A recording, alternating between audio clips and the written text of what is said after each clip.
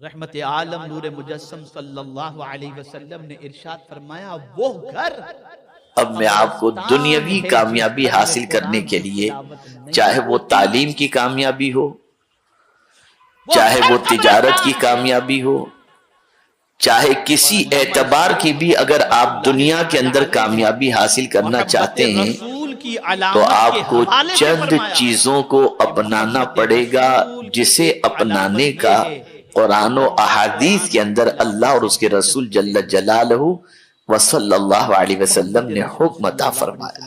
یہ بھی ایک علامت ہے کہ بندہ قرآن کی تلاوت کثرت سے کرتا ہے۔ ارے اس کی تلاوت میرے پیارے آقا صلی اللہ تعالی علیہ وسلم کے پیارے دیوانوں، رسول سے میرا مولا فرمایا جس میں سے پہلی چیز تلاوت کرو جسے اپنائے بغیر آپ کامیاب نہیں ہو سکتے، تو خود رسول اعظم صلی اللہ علیہ وسلم وہ پہلی چیز ہے سستی سے اپنے رشتے کو توڑ دینا اور اپنے آپ کو چاق و چوبند اور چست بنانا۔ لیکن آپ سمجھو آقا کریم صلی اللہ علیہ وسلم ہمیشہ دعا کرتے تھے، اللہم انی اعوذ بک من العجز والکسل۔ وظیفے کی برکت اپنی جگہ پر ہے، اللہ کی بارگاہ میں پناہ مانگتے تھے پیغمبر رحمت صلی اللہ علیہ وسلم، سستی سے پناہ مانگتے تھے، سستی سے پناہ مانگتے تھے۔ لوہے قرآنی کو دیکھ کر کے ہم دکان پر جاتے ہیں، یا تو مال میں برکت ہو۔ آج ہماری قوم کے نوجوانوں کو نماز پڑھتے دیکھو تو ایسا لگتا ہے کہ 70 سال کا بوڑھا نماز پڑھ رہا ہے۔ کرتے ہیں سب کے وظیفے کو آپ قبول کر رہے ہو۔ سستی اتنی طاری ہو چکی ہے کہ بدن میں جیسے طاقت نام کی کوئی چیز ہے ہی نہیں، اپنے آپ کو چاق و چوبند نہیں رکھ پاتے، چست نہیں رکھ پاتے، اور خاص طور پر ایسی غذاؤں کا استعمال کرتے ہیں جن غذاؤں کی بنیاد پر بدن کے اندر سستی پیدا ہو۔ میرا اپنا قرآن شریف کی تلاوت ٹوٹا پھوٹا ریسرچ ہے اور تحقیق ہے کہ آقا کریم صلی اللہ علیہ وسلم نے اپنی زندگی میں کوئی ایسی غذا استعمال نہیں فرمائی جس کی وجہ سے بدن میں سستی پیدا ہو۔ تاریخ اٹھا کر دیکھ لیجئے، سرکار صلی اللہ علیہ وسلم کی غذاؤں کا مطالعہ کر لیجئے آپ، اور یہی پوزیشن صحابہ کی رہی، اولیاء کرام کی رہی، تابعین کی رہی۔ بیمار ہوئے، کیا وجہ تھی کہ ان پر عشاء کی نماز سے لے کر فجر کی نماز تک شب بیداری کرنا اور 1000 رکعت نفل پڑھنا ان کے لیے کوئی مشکل نہیں ہوتا تھا؟ ہمارے لیے 2 رکعت عشاء کے نفل پڑھنا بھاری پڑ جاتا ہے، کیوں؟ دیکھا تو پہلی چیز سستی سے رشتہ توڑو۔ زندگی نہیں ہے، جب آپ سست نہیں رہیں گے، دولت لے کر کے غذاؤں کا استعمال پرفیکٹ طور پر کریں گے، فرمایا عبداللہ اور اس کے بعد جب سستی سے آپ کا رشتہ ٹوٹ کر کے آپ کے اندر چستی اور چاق و چوبند آپ ہو جائیں گے، تب جا کر آپ کامیابی کے زینے کی طرف پہلا قدم بڑھاتے ہوئے نظر آئیں گے۔ کر کے بیٹھ گئے۔ دوسری چیز حضور آپ کو کیا ایسا لگتا ہے جذبہ۔ میرے مرنے کے بعد میری بچیاں فاقے میں گرفتار؟ بہانہ بنانے سے کام نہیں چلتا، خدا کی قسم میری بچیوں کے گھر میں کبھی فاقہ قسمت میں لکھا تھا، نہیں ملتا، یہ نہیں ہوتا، وہ نہیں ہوتا۔ اگر یہی ساری چیزیں ہیں تو پھر قرآن مقدس میں اللہ نے کیوں فرمایا وَعَلَّيْسَ لِلْإِنسَانِ إِلَّا مَا سَعَى؟ اللہ علیہ وسلم نے ارشاد فرمایا انسان کو نہیں ملتا مگر وہی جو اس نے کوشش کی۔ واقعہ کی تلاوت کا قرآن کوشش کے بارے میں کہہ رہا ہے، بچیاں سورہ واقعہ جو اور آگے قرآن نے فرمایا وَأَنَّ سَعْيَهُ سَوْفَ يُرَىٰ أَوْ كَمَا قَالَ، کہ جیسی تم محنت کرو گے اسی محنت کے مطابق تمہیں اس کا اجر دکھایا جائے گا۔ سورہ واقعہ یاد کرا دیئے، اور میری بچیاں روزانہ سورہ واقعہ۔ دنیاوی کامیابی کے لیے بھی قرآن نے دستور عطا فرمایا ہے، تو قرآن اور وہ یہ ہے شریف کی کہ آپ کو تلاوت محنت کرنا، کرنی یہ پڑے اس کا گی، دوسرا حق ہے۔ میں آپ سے ایک سوال پوچھنا چاہتا ہوں، آپ کو کوشش کرنی پڑے گی، واٹس ایپ کو آپ کو جد و جہد کرنی پڑے گی، جتنا اخبار آپ کو اپنی محنت و مشقت کے اندر کوتاہی سے روزانہ دامن بچانا پڑے گا۔ ٹی وی اور جب آپ کوشش کریں گے تو جب رب نے فرمایا کہ تمہاری کوشش کا صلہ تمہیں دکھایا جائے گا تو اس کا وعدہ حق ہے، اور اس کے وعدے کے مطابق وہ کوشش کا بدلہ تمہیں ضرور عطا فرمائے گا۔ کب آپ میرے پیارے آقا صلی اللہ تعالی علیہ وسلم کے پیارے دیوانوں، تیسری چیز ہے، اور دوسرے اینگل سے یہ دنیاوی کامیابی کے بارے میں بتا رہا ہوں، تیسری چیز ہے کتنے ایسے ہیں جن کو قرآن ٹارگٹ کا تعین۔ اپنی زندگی کا کوئی ہدف آپ متعین کریں، مجھے زندگی میں یہ بننا ہے۔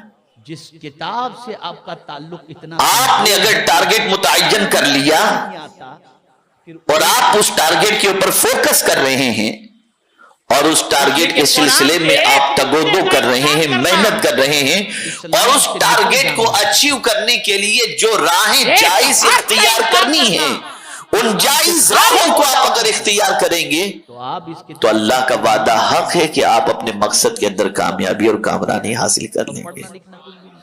بہت سارے غریب بچے جن کو سپورٹ کرنے والا کوئی نہیں ہوتا، لیکن ان کا ویژن ہوتا ہے، ان کا ٹارگٹ ہوتا ہے، اور آپ دیکھتے ہیں کہ جھوپڑ پٹی اور میونسپلٹی کی اسکول میں پڑھنے والے بچے اتنے پرسنٹیج لے کر آتے ہیں کہ ناز و نعیم میں اور بنگلوں میں رہنے والے بچے بھی اتنے پرسنٹیج لا کر کے کامیاب نہیں ہوتے۔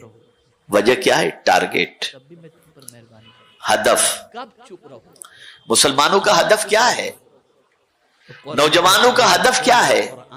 ایزی منی، ایزی منی، محنت کے ساتھ نہیں۔ جب قرآن پڑھا جائے کس طرح سے آسانی سے ہمیں دولت مل جائے۔ سنو، مت مانگو، اگر نہیں مانگو۔ کوئی اگر آپ سے کہے کہ صبح 10 بجے آپ کو جوائنٹ کرنا ہے ڈیوٹی اور 8 بجے تک ڈیوٹی، نہیں، آپ دوپہر کے بعد کی کوئی ڈیوٹی بھلے رات 3 بجے تک کرائیں، صبح تو ہم سے نہیں اٹھا جاتا۔